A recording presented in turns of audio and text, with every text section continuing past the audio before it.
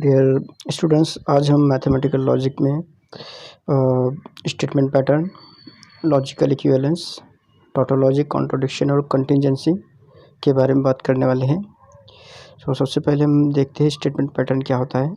आपको पता है कि हम किसी भी सिंपल स्टेटमेंट को डिनोट करने के लिए स्मॉल लेटर का इस्तेमाल करते हैं। जैसे यहाँ पर P, 2 is a prime number, या फिर Q, 2 is an even number, या फिर R, 2 is a rational number. तो इन सब के लिए हम यूज़ करते हैं स्मॉल लेटर अल्फ़ाबेट की स्टेटमेंट को डिनोट करने के लिए P, Q, R, S, T इस तरह के स्मॉल लेटर्स का इस्तेमाल किया जाता है।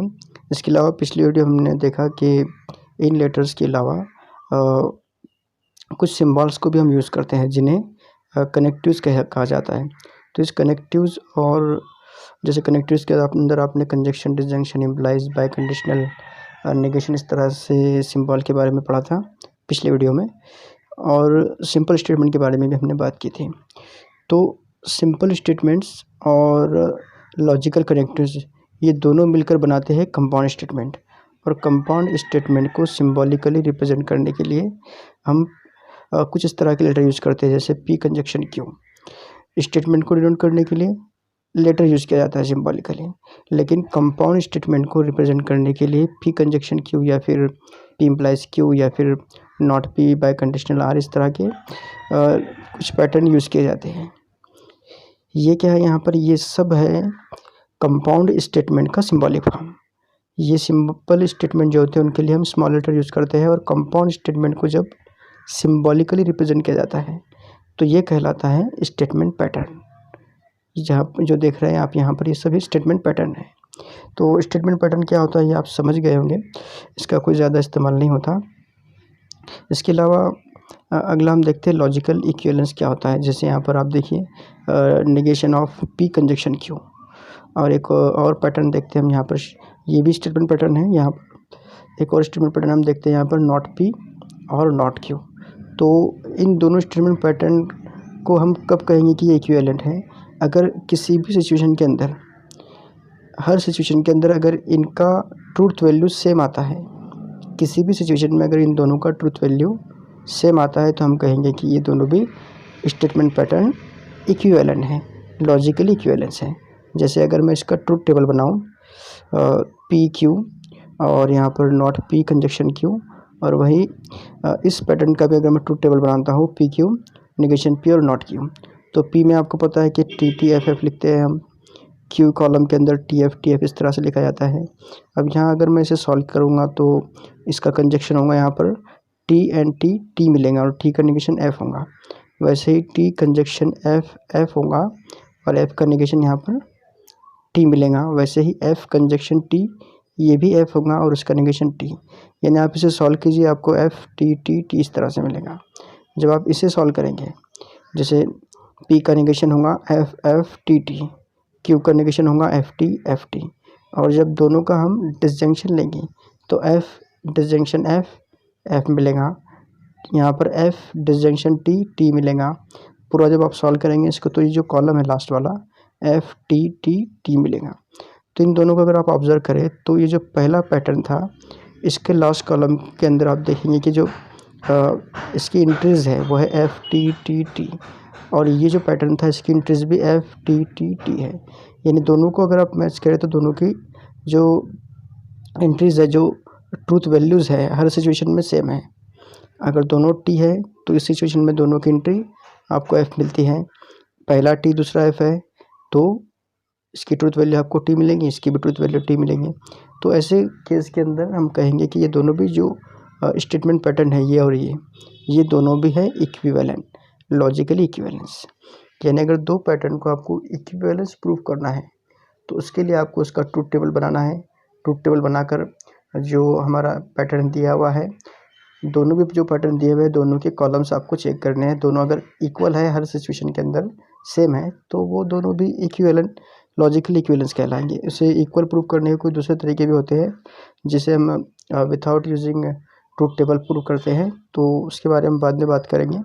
इसके बाद नंबर आता है टोटोलॉजी, कॉन्ट्रडिक्शन और कंटिंजेंसी। तो फर्स्ट कीजिए XYZ एक स्टेटमेंट पैटर्न है, और इस पैटर्न को जब हम सॉल्व करते हैं, इसका ट्रूथ टेबल बनाते हैं और हमें उस पैटर्न के कॉलम में सिर्फ टी एंट्रीज मिलती है, यानी किसी भी सिचुएशन के अंदर अगर उस स्टेटमेंट पैटर्न की ट्रूथ वैल्यू हमको टी मिलती है, सिर्फ टी मिलती है, तो हम कहेंगे कि वो जो स्टेटमेंट पैटर्न है वो है टोटोलॉजी। अगर दिया हुआ स्टेटमेंट पैटर्न हम सॉल्व करते हैं और उस स्टेटमेंट पैटर्न की वैल्यू किसी भी सिचुएशन के अंदर अगर फॉल्स है, जब हम उसका कॉलम देखें तो हर कॉलम के अंदर की हर एंट्री आपको अगर एफ मिलती है तो हम कहेंगे कि वो स्टेटमेंट पैटर्न कॉन्ट्राडिक्शन है। और अगर किसी भी स्टेटमेंट पैटर्न को जब हम सॉल्व करते हैं और उसके कॉलम के अंदर जो हमको एंट्री मिल रही है वो ना तो सबकी सब टी है, ना ही सबके सब एफ है, यानी उसके अंदर मिक्स एंट्री है। जैसे यहाँ पर एफ है, टी भी है, ठीक है, सभी टी नहीं है, सभी एफ नहीं है, तो ऐसे केस के अंदर हम कहेंगे कि स्टेटमेंट पैटर्न कंटिंजेंसी है। यानी टोटोलॉजी के लिए स्टेटमेंट पैटर्न का जो कॉलम होता है उस पैटर्न का हर एलिमेंट टी होना चाहिए। कॉन्ट्राडिक्शन के लिए स्टेटमेंट पैटर्न के कॉलम का हर एंट्री एफ होनी चाहिए। और कंटिंजेंसी उस वक्त कहेंगे जब स्टेटमेंट पैटर्न ना ही कॉन्ट्राडिक्शन होता है, ना ही टोटोलॉजी होता है। तो ये हो गया टोटोलॉजी, कॉन्ट्राडिक्शन और कंटिंजेंसी की बारे में। अब हम कुछ एग्जांपल देखते हैं। जैसे यहाँ पर दिया हुआ है पहला एग्जांपल, सॉल्व्ड एग्जांपल है पेज नंबर 8 पर टेक्स्ट बुक के। Construct truth table for each of the following statement pattern. देखिए स्टेटमेंट पैटर्न यहाँ पर दिया हुआ है और हमें सिर्फ ट्रूथ टेबल तैयार करना है। ये सवाल 3 या 4 मार्क के लिए एग्जाम में आता है। जितना कॉम्प्लिकेटेड स्टेटमेंट पैटर्न होगा उतने ज़्यादा मार्क के लिए पूछा जाएगा। ये सवाल 2 या 3 मार्क के लिए आपको एग्जाम में आ सकता है। तो देखिए सबसे पहले क्या करना है आपको, सबसे पहले जितने भी सिंपल स्टेटमेंट दिए हुए हैं वो लिख लेना है। जैसे यहाँ पर पी, क्यू और पी, यानी पी और क्यू सिर्फ 2 ही स्टेटमेंट पैटर्न दिए हुए हैं। इसके बाद आपको चेक करना है कि इसमें कहीं पर नेगेशन है क्या। अगर नॉट पी या नॉट क्यू है तो आपको वो लिखना है, अगर नहीं है तो ना भी लिखे चलता है। इसके बाद सिंपल ब्रैकेट यूज़ करना है। तो सिंपल ब्रैकेट के अंदर है क्यू इम्प्लाइज पी, तो हमने यहाँ पर क्यू इम्प्लाइज पी लिख दिया। इसके बाद आप फाइनल स्टेटमेंट पैटर्न लिख सकते हैं। फाइनल स्टेटमेंट पैटर्न है यहाँ पर P implies Q implies P, ठीक है। और फिर आप इसका कॉलम तैयार कीजिए। सबसे जो इम्पोर्टेंट काम होता है यहाँ पर, ये जो पहला रो तैयार करना होता है यही होता है। अगर आपने ये सही से कर लिया तो ट्रूथ टेबल बनाना कोई भी मुश्किल बात नहीं है। देखिए सबसे पहले आप यहाँ पर क्या करेंगे, जो पी कॉलम है वो हमेशा की तरह आप यहाँ पर लिखेंगे T T F F, T T F F. Q column के अंदर आपको लिखना है टी एफ टी एफ। अब जो क्यू इम्प्लाइज पी है, यहाँ पर हमको कंडीशनल के जो लॉ है वो यूज़ करना है। तो कंडीशनल के लॉज क्या होते हैं, देखिए यहाँ पर आपको ये पता होना चाहिए कि पी इम्प्लाइज क्यू जो होता है, आपको पी इम्प्लाइज क्यू का कॉलम पता है कि यहाँ पर सिर्फ टी इम्प्लाइज एफ के अंदर एफ मिलता है, बाकी हर जगह आपको टी लिखना है। T implies F equal to F होता है। टी इम्प्लाइज एफ अगर है तो एफ लिखना है, वरना टी लिखना है। तो देखिए यहाँ पर हमको क्यू इम्प्लाइज पी है, यानी यहाँ पर उल्टा होगा काम। ये ऐसे एरो नहीं रहेगा यहाँ पर पी से क्यू की तरफ, यहाँ पर क्यू से पी की तरफ है एरो, यानी टी इम्प्लाइज टी, ये टी मिलेगा। टी इम्प्लाइज एफ एफ होता है, ये बात याद रखना है। तो T implies T F T मिलेगा यहाँ पर। अगले रो के अंदर देखिए F implies T, F implies T, ये भी टी मिलेगा। अगले रो के अंदर, इस रो के अंदर T implies F, T implies F F होता है, तो यहाँ पर एफ मिल गया। अगले जो रो है उसके अंदर एफ इम्प्लाइज एफ, ये भी टी मिलेगा, ठीक है। यहाँ पर हमने कंडीशनल का लॉ यूज़ किया और ये दूसरा कॉलम हमारा सॉल्व है। इसके बाद जो फाइनल कॉलम है उसके अंदर हमको ज़रूरत पड़ने वाली है पी की, यानी पहले कॉलम की, और क्यू इम्प्लाइज पी की, यानी इस तीसरे कॉलम की। तो पहला कॉलम और तीसरा कॉलम देखिए यहाँ पर, इन दोनों को यूज़ करना है। P implies Q implies P, यानी ये पहला कॉलम इम्प्लाइज तीसरा कॉलम, इस तरह से इसे सॉल्व करना है। और रोल वही यूज़ करना है जो हमने इससे पहले यूज़ किए। तो देखिए यहाँ पर P implies Q implies P, तो यहाँ पर आपको मिलेगा इस कॉलम की मदद से, या फिर आप यहाँ पर सामने रखिए इसे और देखिए क्या आता है आंसर। देखिए टी इम्प्लाइज टी के लिए क्या आंसर है, तो टी इम्प्लाइज टी के लिए आंसर है टी, यहाँ पर हमको टी मिल गया। नेक्स्ट देखिए टी इम्प्लाइज टी, फिर से वही है तो आंसर टी आएगा। नेक्स्ट देखिए F implies F, F implies F, ये टी हो गया। इसके बाद है नेक्स्ट एफ इम्प्लाइज टी, तो एफ इम्प्लाइज टी कितना होता है, एफ इम्प्लाइज टी, ये भी टी होता है, यहाँ पर आ गया। यानी जो हर एंट्री यहाँ पर वो टी है, यानी ये जो स्टेटमेंट पैटर्न है वो हम कह सकते हैं कि टोटोलॉजी है, लेकिन इसमें कहीं पर भी पूछा नहीं है कि ये हमें एग्जामिन करना है कि ये स्टेटमेंट पैटर्न टोटोलॉजी, कॉन्ट्रडिक्शन या कंटिजेंसी है। सिर्फ हमें ट्रूथ टेबल तैयार करना था, यहाँ पे ट्रूथ टेबल तैयार है। अगला एग्जांपल देखिए, नेगेशन पी और Q biconditional not P and Q, not P और Q biconditional not into bracket P conjunction Q. तो सबसे पहले आप यहाँ पर देखिए स्टेटमेंट पैटर्न काफ़ी लेंदी है, इसलिए हम इसे सिंबॉलिकली एल लिख सकते हैं। यहाँ पर हम L equal to statement pattern ऐसा कंसिडर कर सकते हैं, ताकि ट्रूथ टेबल में हमें कम से कम जगह में हम ट्रूथ टेबल बना सकें। देखिए सबसे पहला काम क्या होता है, हमने पहली बात की कि जो सिंपल स्टेटमेंट यहाँ पर यूज हुए हैं उनको देखिए, तो सिर्फ पी और क्यू है यहाँ पर, तो सबसे पहले हम पी और क्यू लिखेंगे। इसके बाद कहीं पर नेगेशन है क्या, तो नॉट पी है यहाँ पर, इसलिए हम यहाँ पर नॉट पी यूज़ कर सकते हैं। इसके अलावा नॉट क्यू भी अगर यूज़ कर ले तो कोई हरकत नहीं, लेकिन यहाँ पर कहीं पर भी नॉट क्यू का इस्तेमाल नहीं है, इसे ना भी यूज़ करते तो चलता था। सिंपल स्टेटमेंट आ गया यहाँ पर पी और क्यू, इसके बाद उसका नेगेशन भी आ गया। अब जो सिंपल ब्रैकेट्स है जैसे नॉट पी और क्यू, नॉट पी और क्यू ये लिख देंगे यहाँ पर। इसके बाद ये जो पी कंजक्शन क्यू है इस ब्रैकेट को लिखिएगा नेगेशन के साथ नहीं, पहले सिंपल ब्रैकेट को लिखिए पी कंजक्शन क्यू, फिर उसके बाद में इस पी कंजक्शन क्यू का negation, negation of P conjunction Q, और लास्ट में फाइनल स्टेटमेंट। और ये हमारा टेबल तैयार है। सबसे इम्पॉर्टेंट काम ये पहला रो तैयार करना होता है। पहला रो तैयार करने का रोल आप ध्यान में रखिए। सबसे पहले सिंपल स्टेटमेंट, उसके बाद उसका नेगेशन सिंपल स्टेटमेंट का, फिर सिंपल ब्रैकेट, उसके बाद सिंपल ब्रैकेट के अगर नेगेशन है तो वो लिखना है, और फिर अगर स्क्वायर ब्रैकेट है तो वो यूज़ करना है, और लास्ट में फिर फाइनल स्टेटमेंट। तो शुरुआत हमेशा पी से और क्यू से करते हैं। पी कॉलम के अंदर आएगा T T F F, Q column के अंदर आपको लिखना है T F T F. Negation of P क्या होगा, तो उसके लिए हमको पी का उलट लिखना है, टी है तो एफ आएगा, एफ का आएगा फिर टी का फिर से एफ आएगा, ये एफ एफ का आएगा टी टी। फिर नेगेशन ऑफ क्यू अगर लिखना है तो टी का नेगेशन एफ, एफ का नेगेशन टी, टी का नेगेशन एफ और एफ का नेगेशन टी, यानी F T F T, F T F T. तो ये दोनों नेगेशन वाले कॉलम तैयार हैं। इसके बाद not P disjunction Q, not P यानी ये तीसरा कॉलम और ये दूसरा कॉलम, इन दोनों का डिसजंक्शन यूज़ करना है हमको।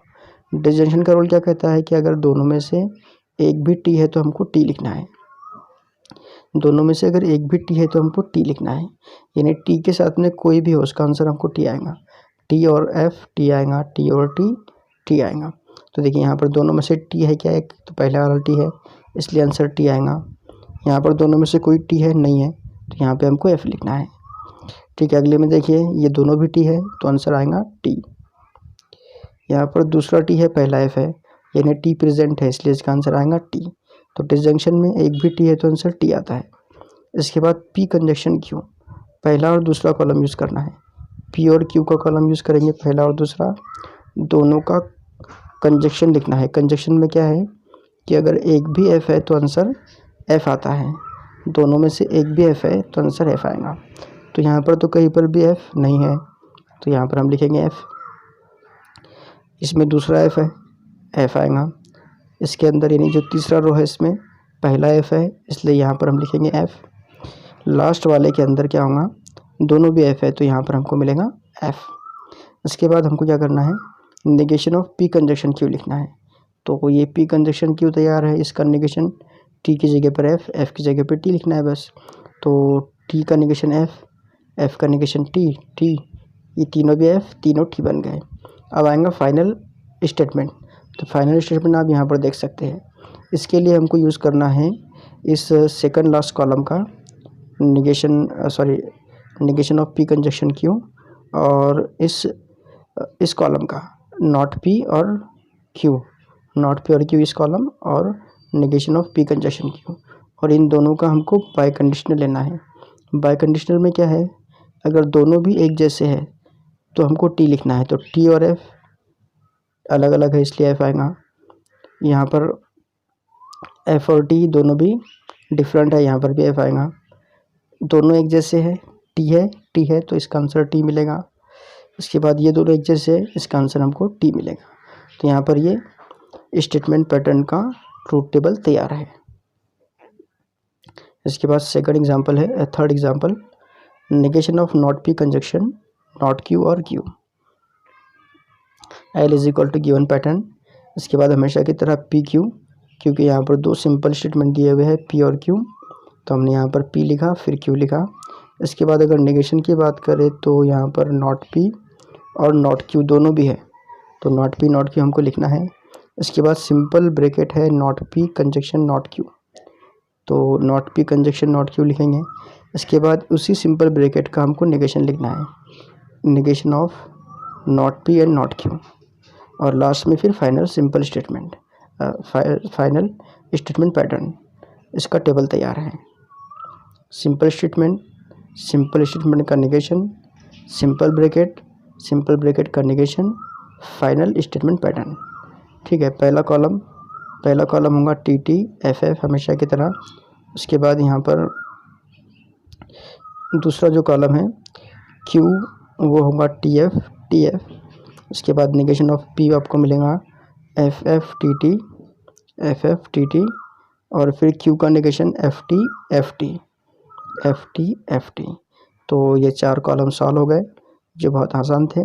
अब not P conjunction not Q, यानी इन दोनों का कंजक्शन लिखना है। कंजक्शन में क्या रोल होता है कि अगर एक भी एफ है तो आंसर हमको एफ लिखना है, दोनों में से एक भी एफ है तो आंसर आएगा एफ। तो यहाँ पर दोनों का कंजक्शन जब लेंगे हम, तो यहाँ पर दोनों भी एफ है, आंसर एफ आएगा। यहाँ पहले वाला एफ है, आंसर एफ मिलेगा। यहाँ पर दूसरे वाला एफ है, आंसर एफ मिलेगा। यहाँ पर एक भी एफ नहीं है, दोनों टी है, तो आंसर टी मिल गया। इसके बाद है नेक्स्ट, जिसमें हमको नेगेशन लिखना है not P conjunction not Q का, मतलब इसका नेगेशन लिखना है। तो एफ का टी, ये एफ का टी, ये एफ का टी और एफ टी का एफ, ये नेगेशन तैयार हो गया इस स्टेटमेंट पैटर्न का। अब जो फाइनल स्टेटमेंट पैटर्न हमारा, उसके अंदर negation of not P and not Q, यानी ये जो लास्ट वाला कॉलम है ये और क्यू और ये कॉलम, ये 2 कॉलम, ठीक है, लास्ट सेकंड कॉलम और सेकंड लास्ट कॉलम, इन दोनों कॉलम का हमको डिसजंक्शन यूज़ करना है। देखिए ना, ये सेकंड लास्ट कॉलम है, ये सेकंड कॉलम है, और दोनों का डिसजंक्शन क्या कहता है कि अगर एक भी टी है तो आंसर टी आएगा। तो आप यहाँ देखिए ये दोनों भी टी है प्रेजेंट, तो पहले 2 टी आपको मिल जाएंगे आराम से। यहाँ पर भी टी प्रेजेंट है, ये तीसरा भी टी आ गया। इसमें और इसमें दोनों एफ है, एक भी टी नहीं है, ठीक है, तो फाइनल वाला आपको एफ मिलेगा। तो ये ट्रूथ टेबल तैयार है तीसरे स्टेटमेंट पैटर्न का। इसके बाद है अगला एग्जांपल, चौथा एग्जांपल, हालांकि यहाँ पे चौथा लिखा होना चाहिए, तो चौथा एग्जांपल आपके सामने है। इसके अंदर है 3 सिंपल स्टेटमेंट पी क्यू और आर। तो पहले पी क्यू आर लिखिए। इसके बाद कोई नेगेशन है क्या, तो पी क्यू आर, ये नॉट आर है यहाँ पर, तो हम नॉट आर लिखेंगे। यहाँ पर पी नॉट और नॉट क्यू लिखने की ज़रूरत नहीं है, सिर्फ नॉट आर लिख दिया काफ़ी है इतना। इसके बाद सिंपल ब्रैकेट होगा पी कंजक्शन क्यू, ठीक है, पी कंजक्शन क्यू। इसके बाद ये भी पी कंजक्शन क्यू है, तो एक बार लिखे तो चल जाएगा क्योंकि दोनों भी सेम ब्रैकेट हैं, ठीक है, दोनों सिंपल ब्रैकेट सेम है, P conjunction Q, P conjunction Q. उसके बाद हम स्क्वायर ब्रैकेट देखेंगे। स्क्वायर ब्रैकेट के अंदर आपको यहाँ पर मिलेगा पी कंजक्शन क्यू और आर। इसके बाद में नॉट आर और P conjunction Q, not R और पी कंजक्शन क्यू, और लास्ट में फाइनल स्टेटमेंट पैटर्न, और ये टेबल तैयार है। अब देखिए, क्योंकि यहाँ पर 3 सिंपल स्टेटमेंट है, तो 3 सिंपल स्टेटमेंट है, इसलिए यहाँ पर हमको 8 रोज़ तैयार करने हैं। इससे पहले जो एग्ज़ाम्पल हमारे हुए, उन एग्ज़ाम्पल के अंदर क्योंकि सिर्फ 2 सिंपल स्टेटमेंट थे, इसलिए हमने 4 रो तैयार किए थे। यहाँ पर 3 सिंपल स्टेटमेंट है, इसलिए यहाँ पर 8 रो तैयार करने हैं। तो पहले क्या था, हम डबल टी डबल एफ लिखते थे, क्योंकि 2 सिंपल स्टेटमेंट थे। यहाँ पर हमको 4 टाइम टी लिखना है पहले पी कॉलम में, 1 2 3 4, ये होगा 4 time T 4 time F, 4 time T 4 time F. Q column के अंदर double T double F, double T double F, और आर कॉलम में single T single F, T F T F T F, ठीक है। P Q R में क्या करना है, 4 time T 4 time F, double T double F, double T double F, T F T F T F T F, इस तरह से। अब यहाँ पे निगेशन आर लिखना है। निगेशन का रोल आपको पता है कि टी का एफ आएगा और एफ का टी आएगा। तो इस आर कॉलम का निगेशन हमको लिखना है। टी एफ का बन जाएगा एफ टी। ये कॉलम भी तैयार है। इसके बाद में पी कंजक्शन क्यू। कंजक्शन का रोल क्या होता है, पहले तो हमें दूसरा और पहला कॉलम यूज़ करना है। और पी कंजक्शन क्यू, कंजक्शन का रोल ये होता है कि अगर एक भी एफ है तो आंसर एफ लिखना है। तो देखिए यहाँ पर दोनों में से एक भी एफ नहीं है, ये टी आएगा। ये दोनों भी एफ नहीं है, टी आएगा। इसमें दूसरा एफ है, ये एफ मिलेगा, एफ। ये चारों भी एफ है, यहाँ पर एफ, पहला एफ है, यहाँ पहला एफ है, दूसरा टी है, इसलिए आंसर एफ आएगा। यहाँ पर दोनों भी एफ है तो यहाँ पर हमको एफ लिखना है। यहाँ पर दोनों एफ है इसलिए यहाँ पर एफ लिखना है। तो ये कॉलम भी सॉल्व हो गया। इसके बाद इस कॉलम की बात करते हैं, पी कंजक्शन क्यू और आर यानी ये कॉलम, और पी कंजक्शन क्यू यानी ये कॉलम, और इन दोनों का हमें डिसजंक्शन यूज़ करना है। पी एंड क्यू और आर, इन दोनों का डिसजंक्शन अगर हम यूज़ करते हैं तो हमको यहाँ पर मिलेगा। देखिए डिसजंक्शन में क्या याद रखना है कि अगर एक भी टी है तो आंसर टी लिखना है। तो यहाँ पर टी प्रेजेंट है, ये आंसर टी आ गया। यहाँ पर टी प्रेजेंट है, ये भी टी आ गया। इसमें पहले वाला टी है तो इसको भी टी लिखना है। इसमें एक भी टी नहीं है, दोनों एफ है तो एफ आएगा। इसमें पहला टी है, दूसरा एफ है, टी आएगा। अब देखिए यहाँ पर दोनों एफ है तो आंसर एफ आएगा। पहला टी है, दूसरा एफ है, टी मिलेगा। यहाँ पे दोनों एफ है, एक भी टी नहीं है तो आंसर एफ आएगा। तो ये तो यहाँ पर कंप्लीट होगा ये कॉलम। अब इस कॉलम की बात करते हैं। इस कॉलम के लिए हम यूज़ करेंगे नॉट आर और पी कंजक्शन क्यू, इन दोनों कॉलम्स को। और इन दोनों कॉलम्स का हमको निगेशन यूज़ करना है। निगेशन नहीं, डिसजंक्शन यूज़ करना है। तो डिसजंक्शन के लिए क्या होता है, एक भी टी है तो आंसर टी लिखना है। तो देखो यहाँ पर सेकंड नंबर पे टी है, टी आएगा आंसर। दोनों भी टी है तो टी आएगा आंसर। एक भी टी नहीं है, एफ मिलेगा। पहला टी है, टी मिल गया। दोनों एफ है तो यहाँ पर एफ आएगा। पहला टी, दूसरा एफ, तो यहाँ पर आएगा टी। दोनों एफ है, आंसर एफ मिलेगा। पहला टी, दूसरा एफ, टी मिल गया। यहाँ पर ये सेकंड लास्ट कॉलम भी कंप्लीट होता है। अब फाइनल कॉलम की बात करते हैं। फाइनल कॉलम के अंदर इन दोनों स्क्वायर ब्रैकेट्स का कंजक्शन लेना है। कंजक्शन का रोल आपको पता है क्या है। कंजक्शन में अगर एक भी एफ है तो आंसर एफ लिखना है। तो हमको इन दोनों कॉलम को यूज़ करना है, दोनों का कंजक्शन यूज़ करना है। ठीक है, यहाँ पर एफ है, नहीं है, आंसर टी आ गया। एफ नहीं है, टी आ गया। एफ है मतलब एफ आएगा। पहला एफ है, एफ में आंसर आएगा। दोनों टी है, एफ नहीं है तो एफ नहीं, टी आएगा आंसर। पहला एफ है, आंसर एफ आएगा। एफ नहीं है इसलिए आंसर टी आएगा। पहला एफ है इसलिए आंसर एफ मिलेगा। यहाँ पर ये ट्रूथ टेबल हमारा तैयार है। इसके बाद बात करते हैं अगले सवाल की। तो देखिए यहाँ पर जो क्वेश्चन दिया हुआ है काफ़ी बड़ा स्टेटमेंट पैटर्न है। इसके अंदर पी क्यू आर, तीन सिंपल स्टेटमेंट है पी क्यू आर। उसके बाद निगेशन पी की ज़रूरत पड़ने वाली है। फिर निगेशन पी के बाद में नॉट पी और क्यू की ज़रूरत पड़ेगी सिंपल स्टेटमेंट के तौर पर या सिंपल ब्रैकेट के तौर पर। फिर Q implies R, simple bracket. फिर पी इम्प्लाइज क्यू, ये भी सिंपल ब्रैकेट है। इसके बाद हम स्क्वायर ब्रैकेट सॉल्व करेंगे ये वाला। तो स्क्वायर ब्रैकेट जो होगा वो होगा नॉट पी और Q and Q implies R, not P और क्यू इम्प्लाइज आर। और लास्ट में फाइनल स्टेटमेंट पैटर्न यहाँ पर होगा। ठीक है, पहले पी कॉलम तैयार करते हैं, 4 time T 4 time F. Q column तैयार करते हैं, T T F F, T T F F. R column के अंदर T F T F, T F T F. ये तीन कॉलम आसानी से हो गए तैयार। फिर निगेशन पी तैयार करना है। निगेशन के अंदर हमें इस कॉलम का निगेशन लिखना है। टी टी यानी 4 टाइम टी का बन जाएगा 4 टाइम एफ। 1 2 3 4, ये 4 टाइम एफ आ गया पी का निगेशन। फिर 4 टाइम टी, ये कॉलम भी तैयार हो गया। इसके बाद में नॉट पी और क्यू, तो नॉट पी